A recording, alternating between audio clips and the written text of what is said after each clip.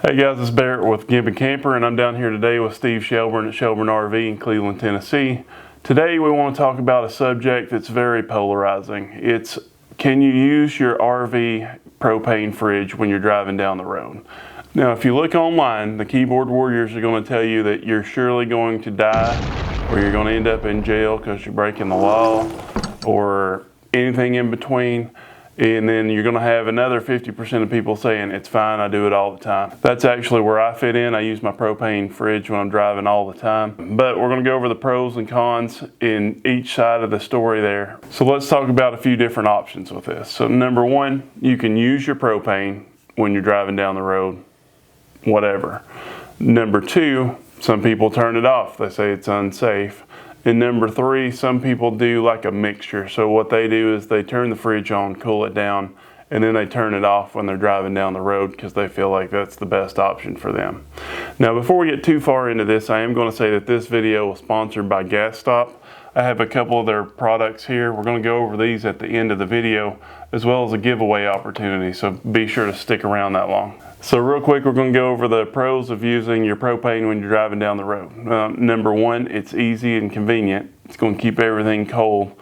And the electrical draw is going to be a lot less than if you're using 12-volt fridge. Keep in mind that your RV refrigerator was designed to run on propane. So when you drive down the road or you boondock or you do whatever, the advantage of ammonia refrigerators was the fact that if you were running it on propane, that unit's only pulling 800 milliamps of 12-volt power to operate the gas valve and the controls and all that, where, you know, if you're running it on 120, you can be pulling 2.75 amps of electricity going down the road. So they were designed to do that. Now one of the things I try to educate my customers about is you do hear a lot of stories of refrigerators that burn up, and every refrigerator out there is on national recall list for fire. It's so bad, Barrett, that we don't even sell OEM cooling units because the fire was always in the tubing down at the very bottom. And so we always use Amish built, where they've solved the problem of the fire. So Amish built cooling units solve all those problems. But if you're not sure, you really need to have somebody take a look at it and make sure that you're safe. But I absolutely will tell you that I recommend you running it going down the road. It's not a problem. But if you're not sure, please have a professional look at it, because there could be an issue, but we need to take a quick look. All right, so let's go over the cons real quick. So, with all the pros, there are some cons in there. One con is that some fridges need to be more level than others in order to operate properly. Another one is the possible safety implications, because leaks can happen. They can happen due to like excessive vibrations or an accident. And again, we're going to talk more about this Gasstop in a minute and how that may help there.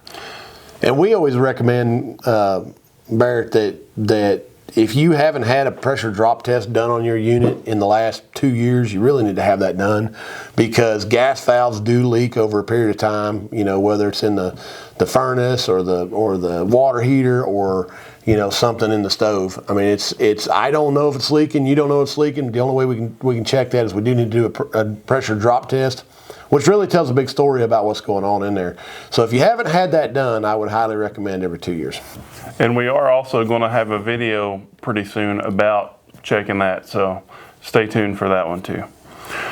Now let's talk about the legality of using your propane when you're driving down the road, because this is another one of those keyboard warriors love to hit. And everybody's like, oh, it can be illegal in the state and county and this and that and other, but I've never had not one person be able to show me proof that it was illegal somewhere, other than there are certain restrictions at like gas pumps, and there's restrictions in tunnels. That's the only thing I've been able to find on the internet.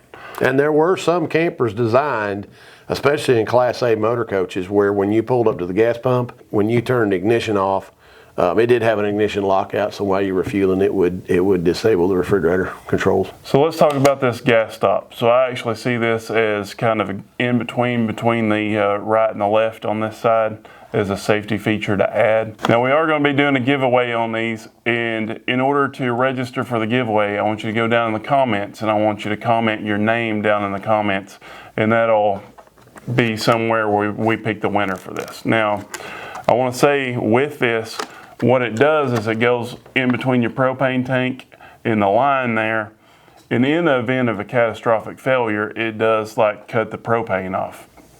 You can also use it for a pressure test like he was talking about before, because you have to prime this, and apparently if you prime it and you disconnect it from the tank, then you can see if it leaks over like a 24-hour period. So that's another option there. And typically when we do drop tests, we're going to do a drop test for minimum 10 minutes. And I'm assuming you use a manometer for that? Absolutely, yep. So Gasstop's actual view on this, of course, you know, they have to have all the legal stuff in there, is they say that each state and country can have their own regulations, and you can use it while driving, but they don't actually recommend this. They did say that if you're in Europe, you cannot have your propane on without one of these or a similar product. Canada's kind of the same way. So Canada has their own rules on propane. So if you are traveling into Canada, please investigate that, because they do have some little bit different rules in Canada.